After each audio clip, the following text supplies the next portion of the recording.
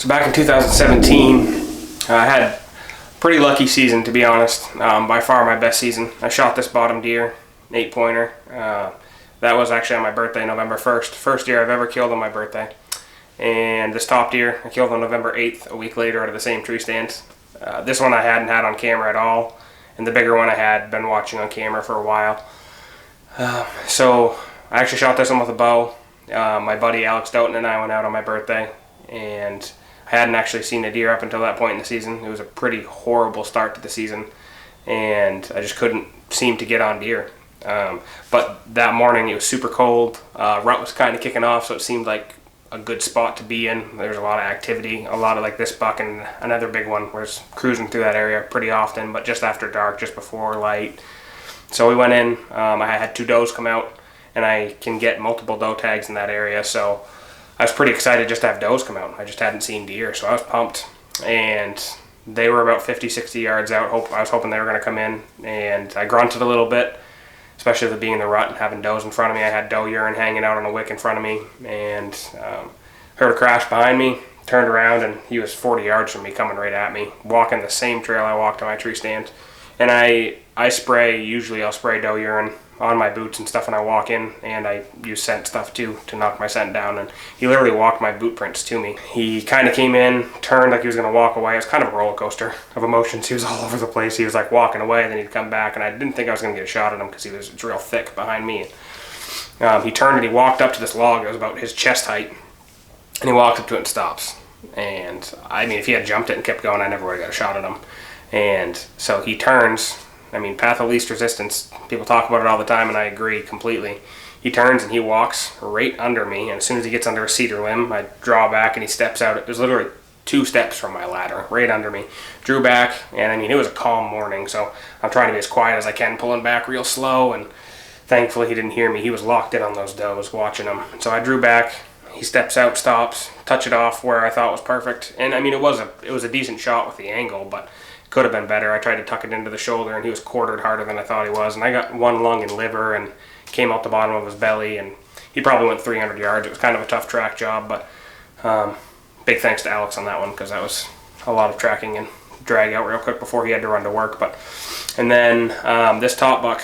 So this one was pretty awesome. I hadn't really been seriously filming yet. I brought my phone, and I had a little thing that hooks to my tree stand for my iPhone, and I kind of wanted to wait for a big deer. I had already killed that 8-pointer, so I kind of felt like, as far as getting meat in the freezer and all that, the pressure was off a little bit. So I'm sitting there, it's like 45 minutes after light, and my wife's texted me, and actually no, it was longer than that. This one was 45 minutes after light. This one was probably more like an hour and a half. It was about 7:30, and sitting there, and not much was happening, hadn't seen anything.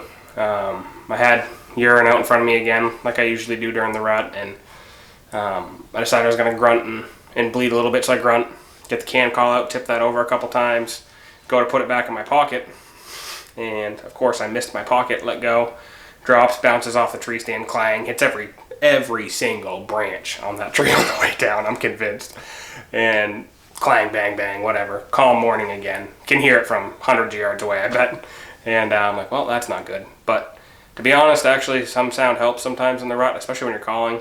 I mean, maybe not metal clanging, but the branches and all that, and maybe it sounded like a deer to him, I don't know, but like 2 minutes later, I see legs coming in, and I can hear a little bit of crunching and stuff, and I couldn't get a good look at him, and I'm thinking in my head, I'm like, well, I want to wait for a big one.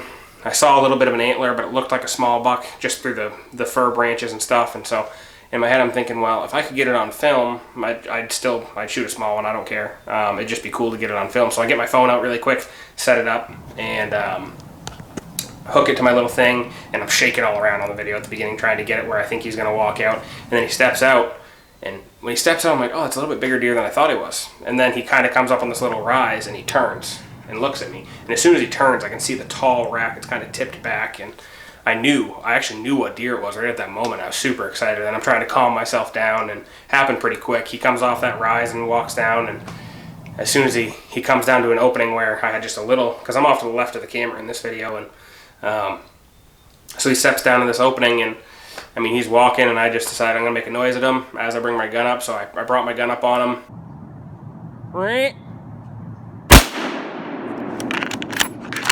he hunched up hard, so I knew I hit him right from the reaction. And he turned, and he kind of just did a loop and ran straight back across in front of me. So I jack another shell in, and I'm coming across, following him in my scope, and I squeeze off another shot right as he runs behind a tree. You can see it in the video. I definitely didn't hit him on that second shot. I mean, I probably shot that pine tree square. And as soon as he runs at a camera frame, he kind of stops and just flops around and falls over and went down right there, maybe 25, 30 yards. And that's by far my biggest deer. What an exciting day that was. I had my wife and my daughter Maddie come out, and they helped me track it. My dad came out too. That was pretty special to have them there. I tried to get a lot of pictures with them because it means a lot to me to have them around, have the memories with my dad helping me drag it out, my wife helping me drag it out, and just to get pictures with Maddie. I mean, she's been super excited every time I've gotten a deer. She loves being around it. She says all the time that she wants to go hunting with me, so we'll see how that plays out. I mean, who knows? If she doesn't love it, that's totally fine, but it's pretty special to have her around for those memories. So just want to share that throwback story with you guys. We're super excited. Me and Dan are absolutely pumped for this fall. We've been scouting, getting trail cameras out, checking out areas, try to make it as eventful as we can for you guys this fall. Gonna get my dad and my brother out too and film for them. It's gonna be awesome. Maybe do some bird hunting, throw some videos up of that. So thanks for watching. Please don't forget to subscribe. We appreciate that very much. Thank you guys. Thanks for watching.